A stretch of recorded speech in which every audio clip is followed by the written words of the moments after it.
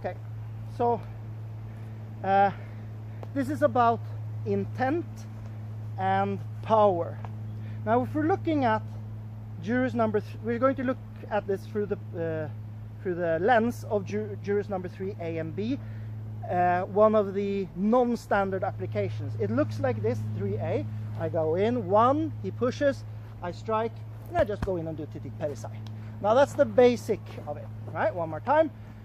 I'm coming in, going here. Now, that's jurors number 3A, one of the 3A, not the standard one, but one version.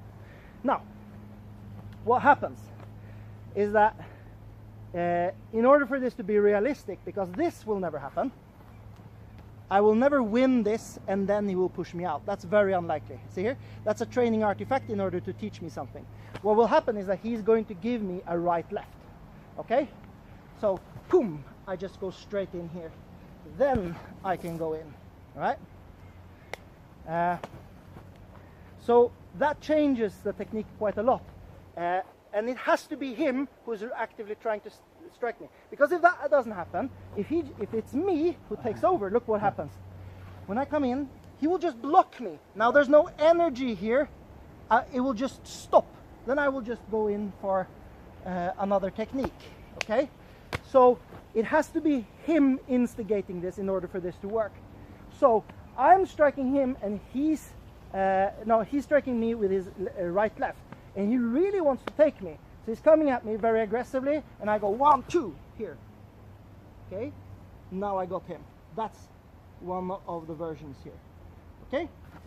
Now, let's look at 3B, the same thing. We put this in a B application. That means I'm instigating the attack. I'm the bad guy, but I'm still winning.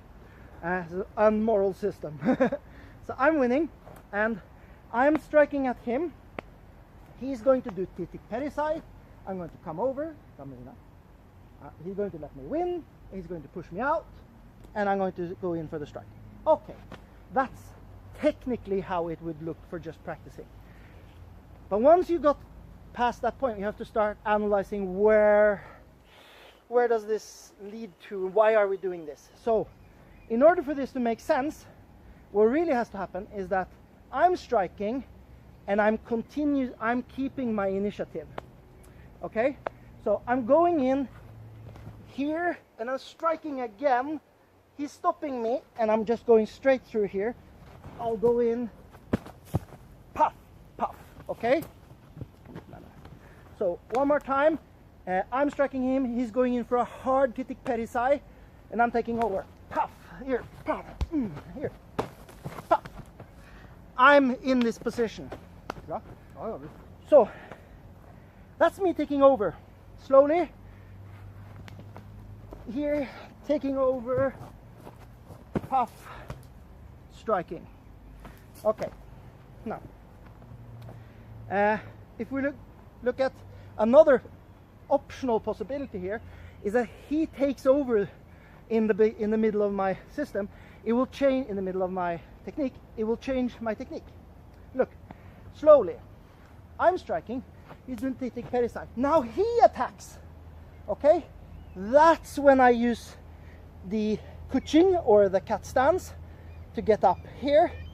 Now I'm in a perfect position for kenjit or sebarang, as it's sometimes called. Slip. Here. Okay?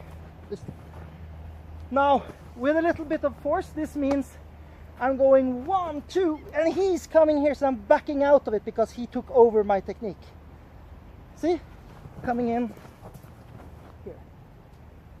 Breaker. Okay?